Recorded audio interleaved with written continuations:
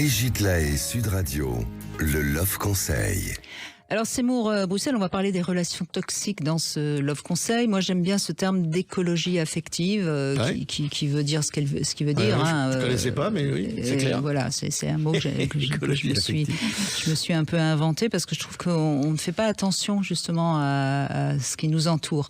Bon, on sait qu'il y a des aliments toxiques, qu'il y a des aliments polluants dans l'atmosphère. Et ben sur le plan affectif, pourquoi ça serait pas pareil? Pourquoi il n'y aurait pas des relations toxiques?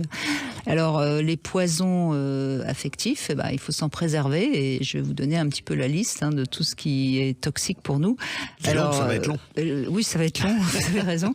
Alors il y a déjà toutes les relations où le pouvoir est en jeu. Vous savez, c'est ces personnes qui veulent absolument avoir de l'emprise, qui veulent avoir raison.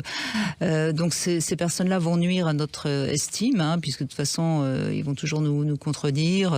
Et c'est vrai qu'à petit feu, ils peuvent même nous faire perdre un peu de confiance en nous. Donc ça, c'est déjà des personnes toxiques. Et c'est assez facile à repérer quand même, me semble-t-il. Ça commence par les parents. Oui, si on a eu des parents toxiques, il faut se guérir. Et on les repère facilement. Et on s'en souvient en tout cas.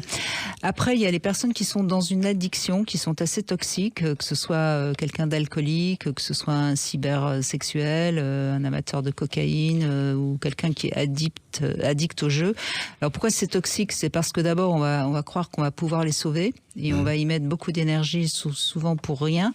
Et en plus, ils risquent fort de nous entraîner dans leur addiction. Ouais. Par exemple, si vous ne fumez pas et que vous êtes avec quelqu'un qui fume, vous allez peut-être commencer une cigarette, 2 cigarettes et puis vous mettre à fumer. Piéger.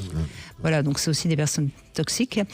Les personnes dépressives sont nocives. Alors je dirais pas qu'elles sont toxiques parce que les pauvres, c'est pas de leur faute, mais attention parce que si vous n'arrivez pas à prendre un peu de distance, elles risquent fort aussi de vous faire perdre votre vitalité, votre dynamisme. Donc je ne dis pas qu'il faut quitter quelqu'un qui est dépressif, mais en tout cas prendre une certaine distance afin de garder un peu d'autonomie pour soi et ne pas se laisser envahir par la dépression. Et garder des plages de récupération.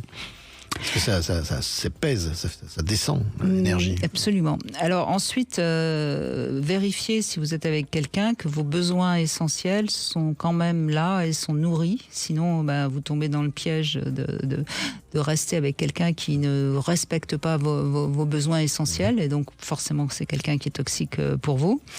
Et puis, si vous êtes dans l'envie absolument de sauver l'autre, quel que soit sa problématique, là c'est pareil, vous vous mettez dans une situation qui de toute façon sera toxique parce que de toute façon on ne peut pas changer l'autre.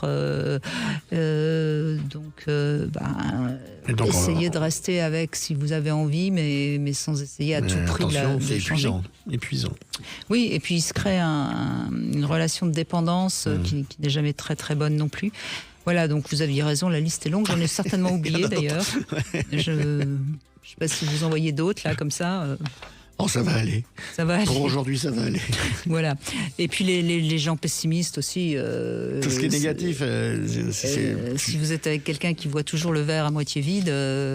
C'est insupportable ça. Vous finirez par avoir très soif. Voilà. Surtout moi, je bois très peu. Non, mais c'est vrai. Alors, oui, c'est insupportable. C'est effrayant. Et comme on le disait il y a 2 minutes, comme vous le disiez, c'est pas la peine. On ne peut pas changer les autres, qui que ce soit. Donc, à savoir si on est dans une situation où il faut sauver sa peau, où on peut tenir le coup. Voilà, et on peut très bien rester avec quelqu'un sans pour autant se sentir obligé d'être tout le temps avec la personne. C'est ce que j'appelais des plages de repos. Oui, absolument.